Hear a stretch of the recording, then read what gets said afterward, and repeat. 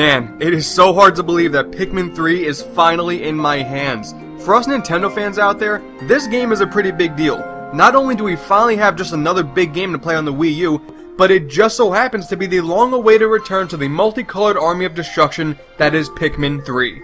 Now from my viewpoint, it's only been about a year since I first played Pikmin 2, but in reality, it's been nearly 9 years since we had any new game in the series, and it has a bit of an interesting history. We gotta start by going back to E3 2008. Nintendo just got done having one of their worst showings at E3 overall. Honestly, it probably was the worst. But at a developer roundtable after the conference, Miyamoto announced that they were finally working on a brand new Pikmin game.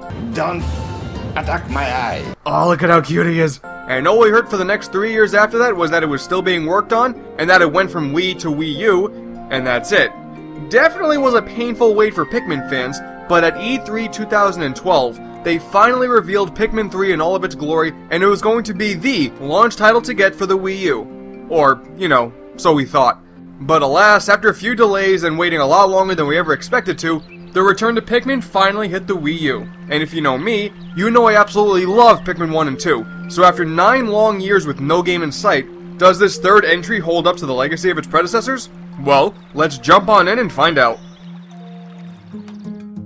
The story this time around is based on 3 explorers from the planet of Kopai.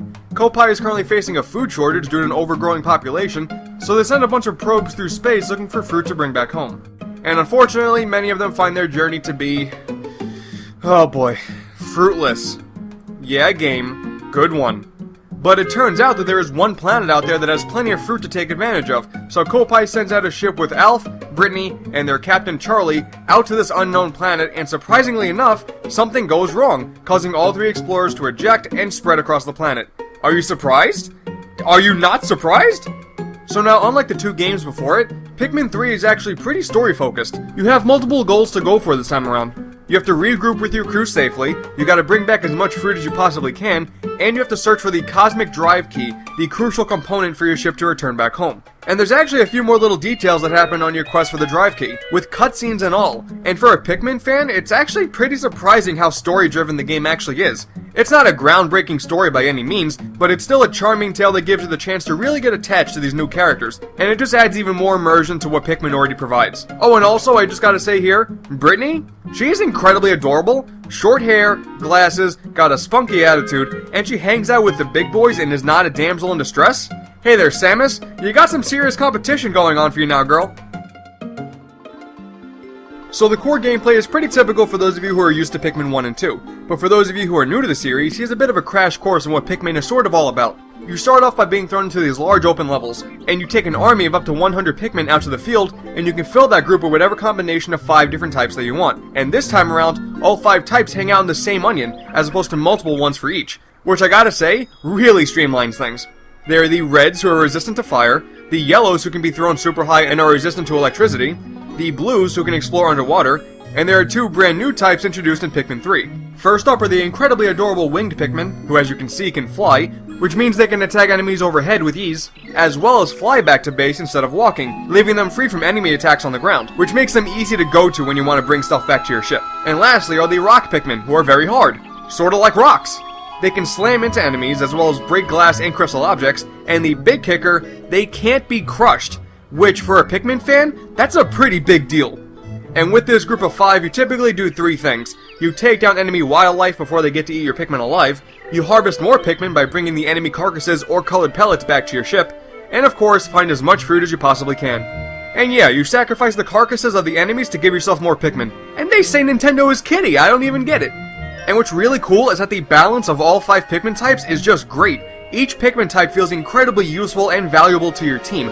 And Pikmin 2 fans will notice that the purple and white Pikmin are nowhere to be found.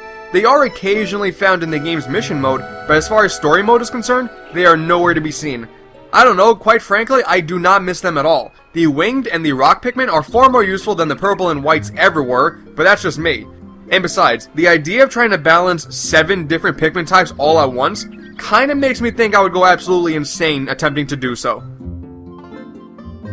Now there's a whole lot you can do on this adventure. There are 4 main levels along with a 5th for the final boss, and they are bigger than any Pikmin level before them. There's a total of 66 fruit to be found in the entire game, So that's about 15 to 18 per level, either found through solving puzzles, getting past enemies, or taking down mini-bosses or main bosses.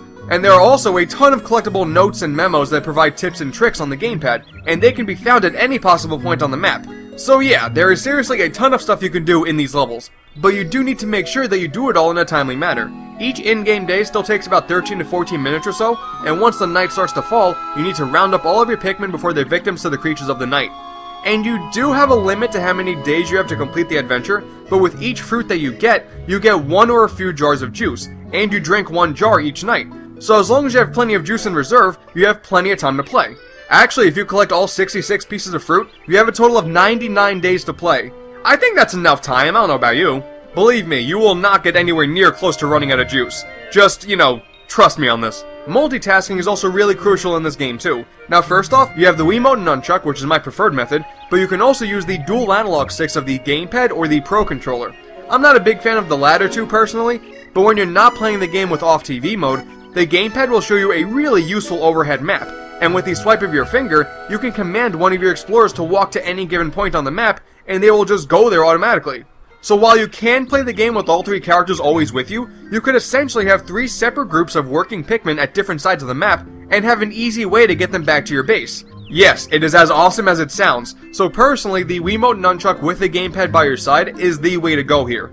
Especially if you can strategize how to plan your day like your life depended on it. Now as far as managing your time goes, there is one thing I wanted to mention that I thought was really cool. One thing they added are these chunks of small items that can be carried by one Pikmin each.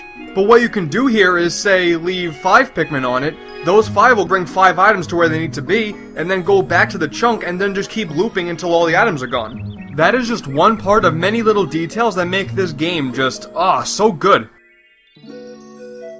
And now there's one thing that I absolutely love about the game, and that's it can be really pretty difficult at times.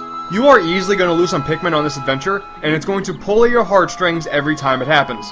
So combat is a major component here, and what's really nice is that they added a lock-on ability now, making it easy to throw your Pikmin onto enemies and whatnot, but you can also command all of them to cover your enemies at once, killing most of them in like less than 2 seconds. It's pretty sweet. It does replace the guiding ability from the previous games, but with the lock-on ability in addition to a new dodge roll move, I really didn't miss it personally. The sound you make while you're guiding them, sure, but the move itself, eh. And then I need to make a special point to actually just talk about the bosses themselves, because they are awesome. There are 6 main bosses here, not including the mini-bosses, and they each have their own arena, and they are the most epic and daunting boss battles in the entire series. For example, there is the Viamoth Phospat. Instead of just sitting and waiting for a time to strike, you gotta have yellow Pikmin connect electrical wires to turn on light bulbs, which will then stun the boss, putting it to the ground, and then you can attack. But you have to watch out for these baby Phospats that can spawn and devour your army. And there are multiple electrical wires in this arena, so it's more of a defensive fight than an offensive one. And that is just scratching the surface of how these bosses are done. And you can even battle them over multiple days, and the damage that you deal will stay with them until the next day. Because you will take advantage of it. The last few bosses in particular will drive you just a little bit mad. If you thought that the bosses were cruel in Pikmin 2, you have absolutely no idea what Pikmin 3 has in store for you. Now the last thing I should mention is that there are 2 additional modes outside of the story. First up is a mission mode with 3 different mission types. Collect as much treasure as you possibly can and bring it back to your ship, take out as many enemies as you can with some mini bosses thrown in for good measure, and just re-fighting the main bosses. All of these have a time limit, reward you with bronze, silver, gold, or platinum medals, and your scores are being uploaded to an online leaderboard. So it should go without saying, but they can be incredibly addicting, even more so since you can actually have a friend to join in on the fun, which is always a good time.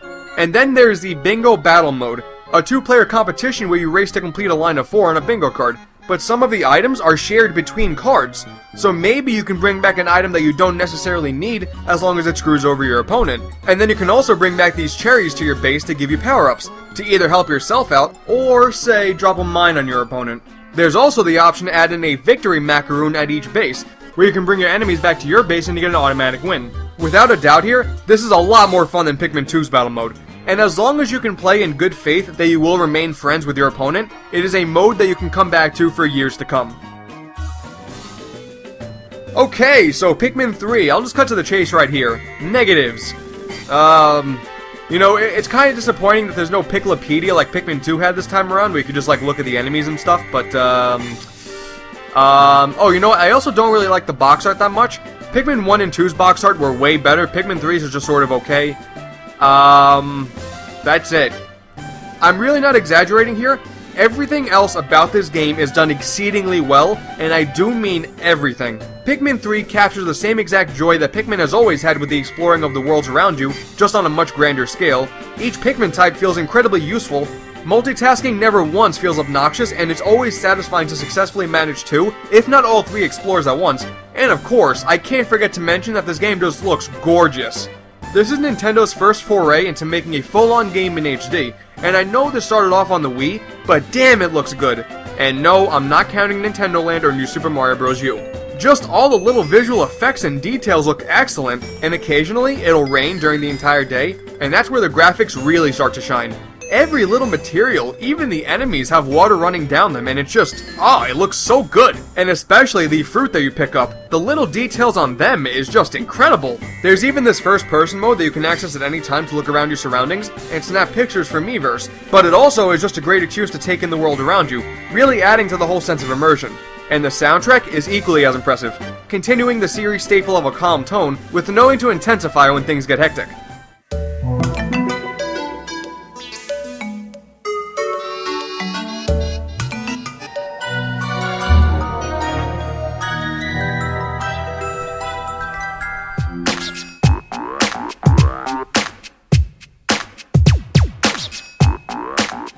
Now overall I beat the game 100% at 15 hours. And some people have complained that it's not longer like Pikmin 2. The thing is though, Pikmin 2 had a lot of filler going for it with the caves. So since Pikmin 3 relies on purely the main levels, I'm actually totally okay with how long the adventure is.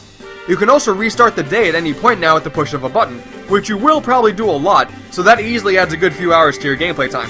Now, of course, I would love the game to be longer, I'm not gonna lie there, but it really is no big deal to me. And it also seems like there's gonna be some DLC in the future too, so there may be plenty of more Pikmin to love before we know it. Many people have said that this is the first must-have game for the Wii U.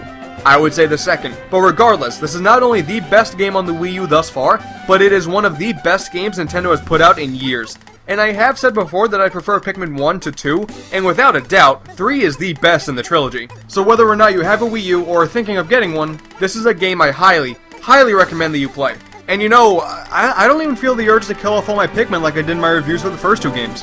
Honestly, I kind of feel like the game is just too good for it. Who am I kidding?